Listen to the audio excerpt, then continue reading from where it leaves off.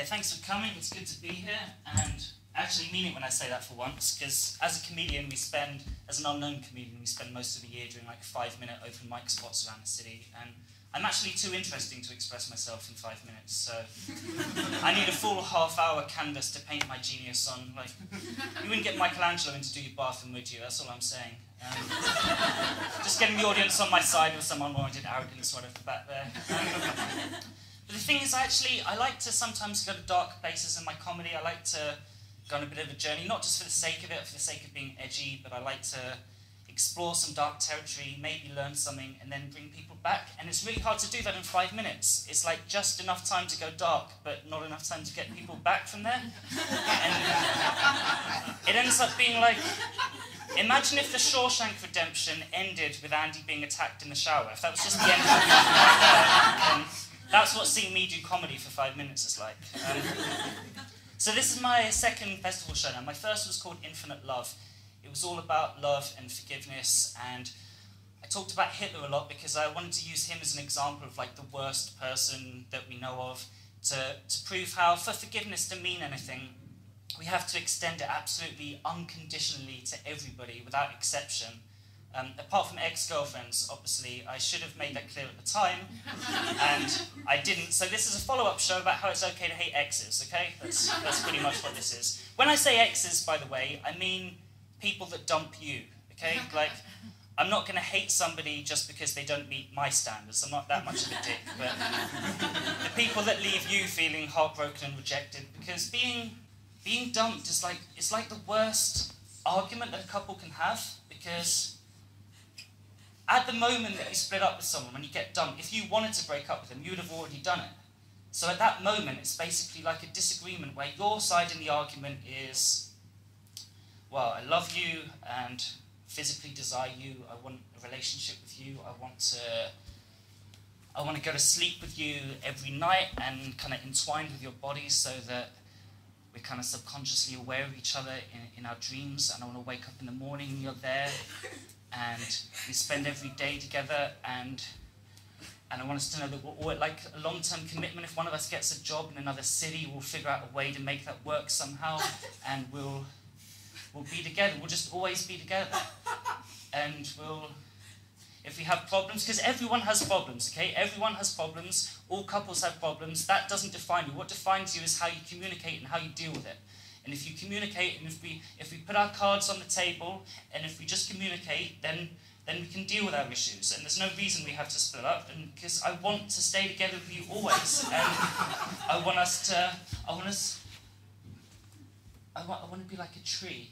Like a tree in the country lane where it grows around an old road sign, and they've both been there so long that they get fused together. And they're just always fused together. And I want us to make mini versions of us that even when we're dead, they will just keep going and keep the love we have. So the love, it doesn't need to die, okay? The love doesn't need to die. And that's what I want. And I want to explore you sexually, and I want to tell you all my childhood memories and things that nobody else knows about me, and fantasies that were too embarrassed to admit anyone else, and secrets, and I want to get to know your fantasies, and I want to make them to come true, and I don't want us to ever see anybody else. I just want us to be together. Always together, and the love to never die. I just want it never to die. So that's like your position in the argument. And then they're like, well, you make some interesting points. On the other hand, how about if you were out of my life completely? And it's hard to compromise, you know, it's hard to find middle ground between those two extremes, and then you end up heartbroken again.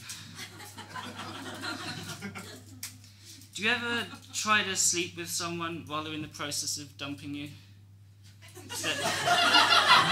That always works out well, doesn't it? That last-ditch sexual attempt, like, what's what's the best that's going to happen? You're going to fuck them so well. They're like, oh, wow, I could never be with anyone else now. Like, how could I ever leave you after that? And even with the best possible sex, afterwards you're there in the bed and you're just all sticky and deflated and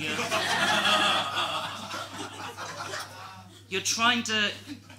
You don't want them to leave the bed because you're in this weird limbo where they're leaving you but they haven't left yet. It's not official until they left the house. So you end up just kind of sinking into the bed doing that whole, oh wow, this bed is so cozy, isn't it? I could just stay here all day, couldn't you? Like, let's just have a bed day today, yeah? We'll stay in bed all day and we'll just stay in bed and order pizza and not leave me. And but you can see already they're looking for their clothes and where their shoes have landed, and you know that you're not going to keep them in the bed, but if you can keep them in the house, maybe if you can get some food into the equation, if you can cook something, they'll have to stay while you eat the food, and then you can talk, and then maybe you can figure out your issues, but you need to get to the shower. But it's weird being naked in front of them now, because you're all sticky and post-coital and deflated, and you don't know if you're broken up yet, so it feels weird, and you're kind of awkwardly got the duvet on you, and you end up just bargaining with them like, right, I'm just going to go in the shower. Just don't leave while I'm in the shower, okay? Just say that much for now. Just don't leave while I'm in the shower. I don't know where I was going. I'm just fucking depressed myself now. Such depressing fucking shit.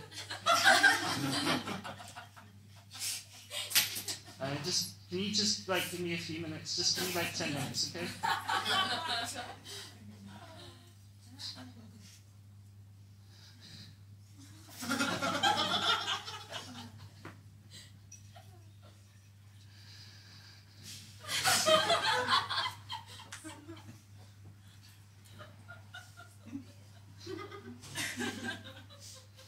So no one told you life was gonna be this way.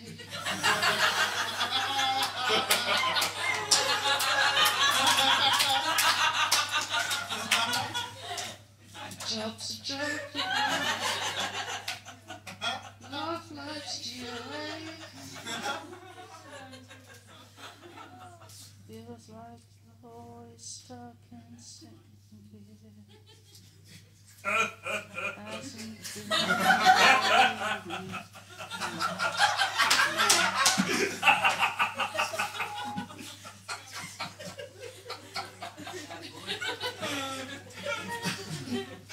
I'll be there.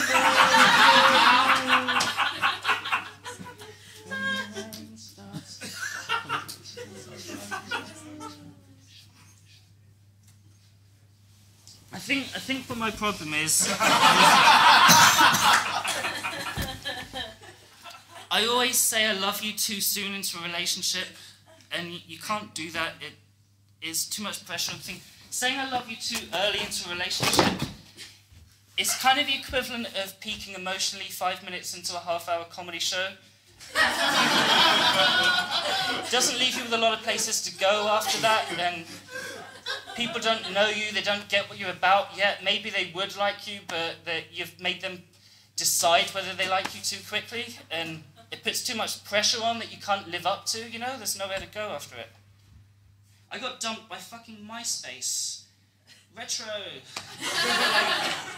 And this is one of those situations where I know in retrospect that it probably wasn't love. It was just because this girl was so hot and I was really physically obsessed with her and the sex was good, so I convinced myself it was love at the time. But it still hurt the same way when I got rejected, and I was messaging her backwards and forwards, trying to just, come on, we can deal with our issues, we can work on this, just tell me what the problem is, and just didn't want to let it go, you know. And eventually she just sent me this message saying, look, enough of this. You're a cute guy, the sex was good, I just don't like you that much. And I remember just feeling so happy to be objectified like that, you know? Just to know that I was hot enough for this hot girl to use me for sex, you know? Like, I know I'm lovable, I'm not insecure about that, but just to know that I'm physically attractive enough to be disposed of like that. It's like 90% of my confidence comes from that one incident. Got dumped by text message. Well, not quite dumped by text message, but I got the we need to talk text. Have you ever had that? So I knew that my girlfriend was on her way over to the house to dump me. And this is when I was house sharing, and I didn't want my flatmates to hear me getting dumped.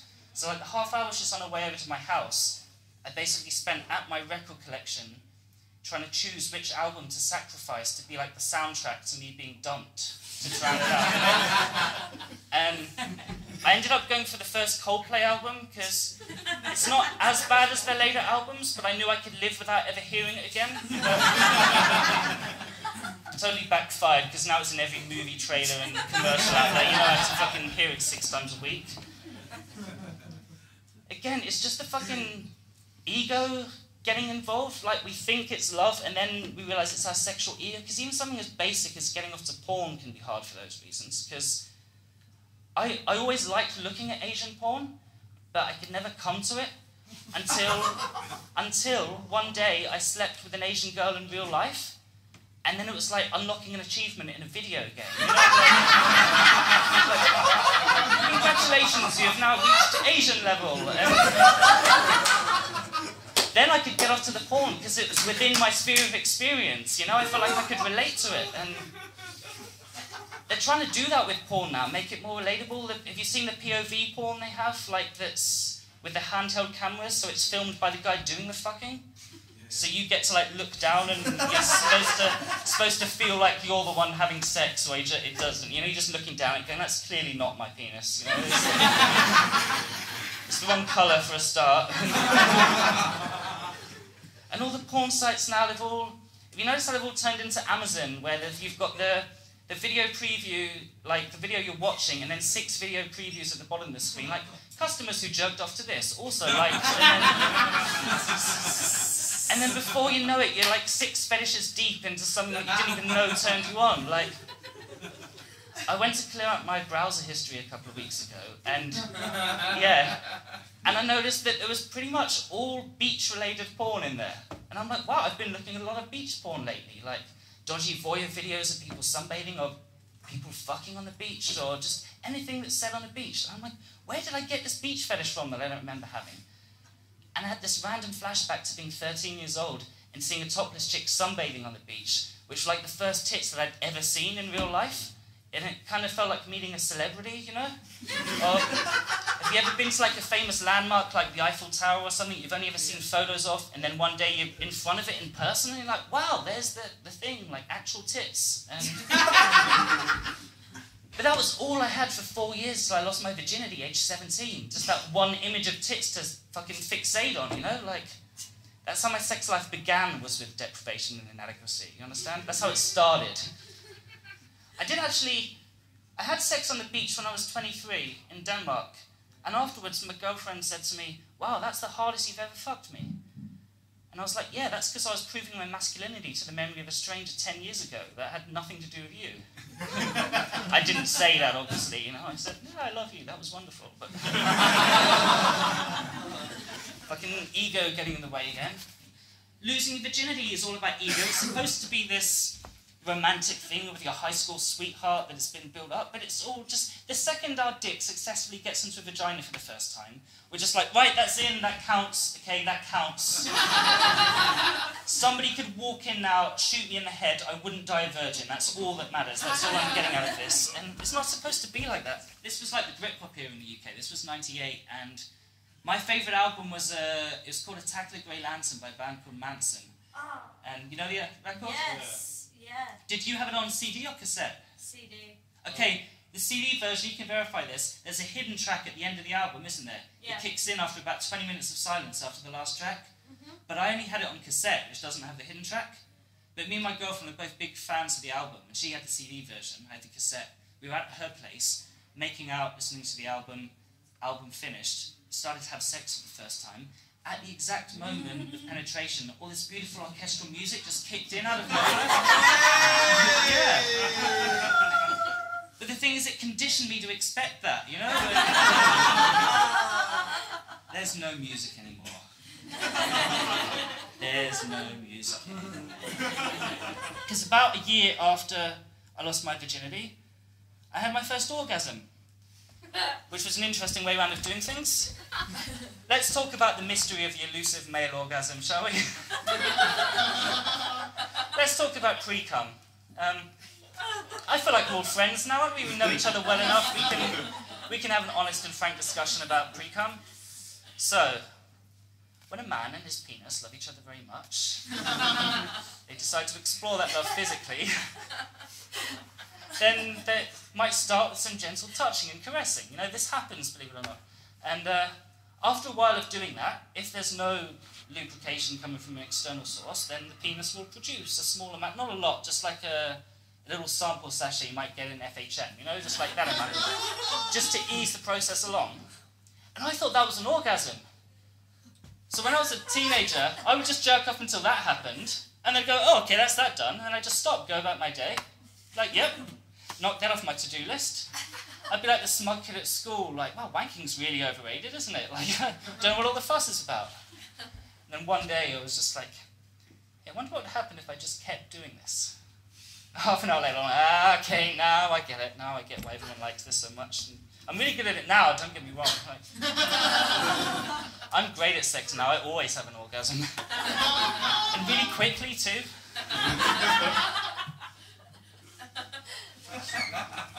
But you know, I feel like I'm a creative guy. I feel like I have potential, and I feel like I could do more if it wasn't for all the constant pornographic and sexual distractions everywhere. Like, I feel like it's the good people that are in touch with their sexualities, that we're the ones just getting sucked into all the porn vortexes, you know? Like, do you remember when porn addiction was actually like a noteworthy topic of conversation? Do you remember that in the 90s, if you had a friend who was like, God, I think Dave's got a few too many videos and magazines in his house, he's been ODing on the porn a bit. Try telling a friend now. Try pulling a friend aside and saying, listen, I need to talk to you about something. This porn thing's getting a bit out of control. My girlfriend goes to bed at night, and I'm there for like 6 to 8 hours just looking for the perfect image to come to, and it just never arrives. And before I know it, the light's coming in the morning, and I've wasted another night, and it fucks up my sleep patterns for the next day, and it's just taken over my life. And then your friend will just look at you blankly like, yeah, that's just life now. We've reached that stage in human evolution where we have access to infinite free pornography, and it's not going anywhere, is it? Like, we just have to adjust to getting less sleep, I guess. If we're going to get anything done with our lives, you know, because evil people don't have that problem. They're motivated out there in the world doing their evil shit every day, like Hitler. He never got stuck in bed going, oh, I'll kill the Jews tomorrow, like, I just want to eat Pringles today. I just want to stay in bed and watch Aryan lesbians scissoring on YouPorn, that's all I want to do. Like, it's the good people that get stuck in the internet and the porn vortex, you know? The guy who shot those school kids last year, you know, he was motivated, at least. He was organised. He had his shit together. Like, I can do that. I didn't get up till 4 in the afternoon today, you know? Imagine when it'd be like me trying to kill school kids. I'd be rocking up at 5 with my assault rifle, like, die, motherfucker, where is everybody? They've gone home. When does school finish now? I can't just kill the janitor. This is going to be overkill. Got all this tear gas on me, like, what the fuck? Right. I won't kill you, but I'm going to be back tomorrow. It's Saturday. Are you serious? Well, don't say anything. I'm going to be back first thing on Monday morning. Easter holidays. Are you kidding me? See, I don't want to be all like Psychology 101, but I'm guessing the guy that shot those kids didn't get laid the morning it happened. You know, like, he didn't interrupt a blowjob to go and shoot the school kids. That's all I'm saying. Like, I don't want to put everything down to male sexual frustration, but there's no, where are all the female school shooters? You know, they're not doing it. It's just guys, we lose our minds and we freak out, and there's some rejection issues in there somewhere that makes guys just lose their minds. I was at a party the other day, and I was just hanging out with a couple of female friends, and a third female friend come in looking really, like, freaked out, and we asked her what's wrong, and she said, yeah, I was on the train on the way here, and a guy was just sitting opposite me, staring at me, and just wanking. Yeah, I know. And then the girl I was with was like, yeah, that happened to me once. And then the other girl I was with said, yeah, don't you hate it when that happens? And then I was performing this routine last night, and someone in the audience shouted out, yeah, that happened to me too. Is this a thing? Is this like an epidemic of wank? It is? You've witnessed it? You see, this blew my mind, because I've never seen it, but I guess I'm not in the target demographic, you know? Like, when do you cross that line? When you're like, right, today's the day, I think, you know? I'm going to get my dick out on public transport, and I think this is going to work out. I think it's going to go well for me and everyone involved. We just fucking lose our minds sometimes when we get horny. This is what you have to deal with, because, okay, when it comes down to it, men and women, we've all both got the primal desire to fuck, motivating most of what we do, because, you know, sex feels good because it keeps the species going. It's a basic survival instinct thing, it's what's going on at the root of it. But there's a slight deviation in that women can only get pregnant once simultaneously, and then they're out of the game for 9 months. So women have evolved just this little bit of restraint and self-awareness where they're selective in who they fuck and they think through their decisions. Whereas guys, we can just wake up and pollinate people all day, you know? We just get up on a Monday and we just want to get our cum into as many places as possible, and maybe a bee will come and carry some into a vagina somewhere, and then our bloodline will continue, you know? And it's fucking depressing, because we need to get it out of our systems before we leave the house, you know? It's like, we end up wanking on a tram otherwise. Like, do you ever forget to masturbate? Do you know that feeling when you leave the house and you're like, okay, wallet, check, keys, check, oh fuck, I didn't jerk off, and now I'm out in public. Now I'm out in the world and I haven't had an orgasm, fuck. It's like you've left the gas on or something, it's that feeling of panic. Because then you realise you're not humanising everyone. All the women you're talking to, all you're thinking is, how can you assist me in having my next orgasm? And I don't want to be that guy, you know? We need to get it out of our system before we leave the house so that we can function in society. But somehow women have got the good sex toys. You've smuggled dildos into the mainstream. How have you managed that? Because I know for a fact, if I was to buy a fleshlight, one of these little fake vagina things, I would get judged. That would be like, oh, that's a bit creepy or degrading, isn't it? You've all got fake penises on your bedside table, and that's fine, is it? We just have to live with that. We're the ones that need it. We're the ones wanking on trams and killing kids, you know? We need the good toys to play with, so we can just get some of this shit out of our system before we leave the house. Because you guys, like, the sex act itself, okay, I say this without judgment, but I think it's fair to say that, for the most part, it's the guys that are doing most of the moving, you know? I know occasionally you make the effort, you get on top and you ride around a bit, and we appreciate that, don't get me wrong, but just on a purely physical, mechanical level of something going in and out of something else, like, we're doing the thrust, we're doing the hip work, you know what I mean?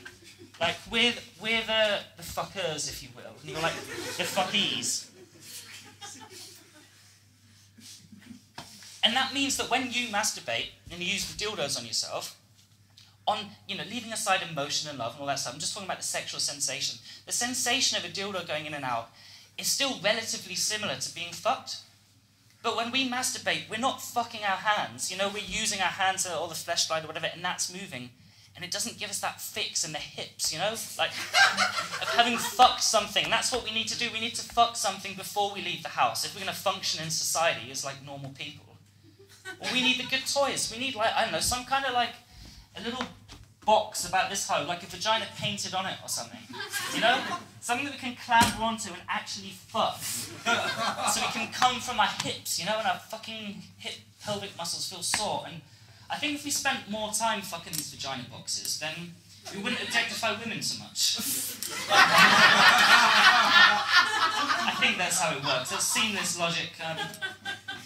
I'm not saying this theory will stand up to rigorous academic testing, but yeah, it's all fucking ego and feeling like we're fucked. Because most of the time we don't actually even need to fuck you, okay? We just need to feel like you would fuck us. You know what I mean?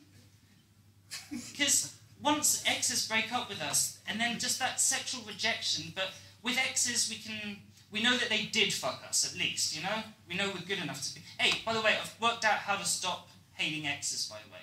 Seriously. Just imagine them asleep. This isn't even a joke, this is serious. That's why we hate exes so much. Because when you're in a relationship, and you can have the most vicious argument all day. Like, you're both attacking each other, you're all the little chinks in each other's psychological armour, you're hurting each other in the ways that only that person knows how to hurt you, and you're exhausted, and you're looking at your partner like, how the fuck could you say these things to me? I can't believe, like, how can I ever look at you in the same way again?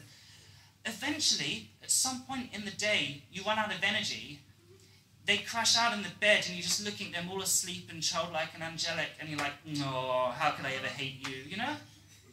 And that's what we need to do. Because when you break up with someone, you might still hang out with them, but you don't get that bedroom intimacy. You see them on the street, and they're just a cunt with no redeeming features. Imagine them asleep. Even, who's the big villain now? I guess Bin Laden, we got him, but like, he slept, you know? We visualise evil people as, oh, death to the West, but at the end of the day, he would get tired and sleepy, put his little nightcap on, go up the stairs with his teddy bear and snuggle down. A dog barks in the night, he wakes up all disorientated, you know? So if you ever find you've got too much hate and anger building up in your system, just imagine a little montage of all your ex-lovers and enemies just sleeping. Have that Tears for Fears song from Donnie Darko playing in the background, you know? Nice little sleep where you feel better about society, because none of us really know what the fuck we're doing. We're all just at the mercy of these physical urges. We've woken up in these conscious, fleshy bodies with all these chemical urges that we're supposed to make sense of somehow, and no one understands any of it. Any of us, if we got a space rocket, just, you know, use technical terminology if you'll indulge me for a second, flew your space rocket just miles and miles and miles and miles, right to the outermost reaches of the galaxy is currently observable by humans, the very edge of the map, and then just keep going and keep going and keep going for more and more billions of light years. What happens? Does the universe end, or does it keep going forever? Both equally impossible. No one knows which it is, how either could possibly be. We know that God doesn't want gay people to get married. We know that much, but we don't really understand anything about what's going on, you know? So we need to keep this fucking chemical rejection shit in perspective, because I used to let sexual rejection get to me a lot, until I had this one experience that kind of changed how I thought about it. And this happened in 2008 after I came out of a long-term relationship.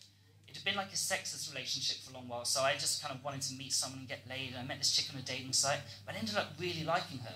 She was even better looking than on the pictures. She was genuinely funny, like not just funny that we say you're funny when we're trying to bang you, but like actually as a comedian who understands humour, she was actually funny in conversation, you know what I mean? She was making me laugh. She's like a warm, generous person. We seemed to actually be clicking. And at the end of the day, I asked her, like, well, look, I'm going to admit I find you really attractive. Do you want to take this any further? And she said to me, I'm afraid I'm not really feeling that vibe. And then I made this offhand comment of like, yeah, I kind of knew you were out of my league anyway. And she actually physically grabbed me by the shirt and said, no, enough of that shit. I'm sick of hearing guys talk about being out of their league. You're a perfectly good-looking guy. I had fun with you. If you want to hang out as friends, I'd be happy to do that. I'm glad that I've met you. In this particular instance, I'm just not feeling the sexual chemistry. There's billions of people in the world. Some of them are going to want to fuck you. Some of them aren't. We've got to get out of this thing of leagues and sexual status and putting ourselves above each other. You're a nice person. In this particular instance, I'm not feeling chemistry. If you'd like to be friends, I'd like that too.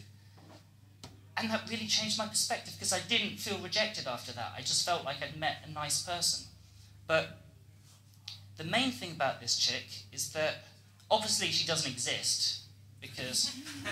But, come on, no woman's ever rejected a guy that gracefully before, come on. But if you did, if you could start to do that, then we will try to kill less school children, and we'll wait till we get home before we jerk off, okay? How's that? Okay, you've been great. Thanks very much. Good night. Cheers.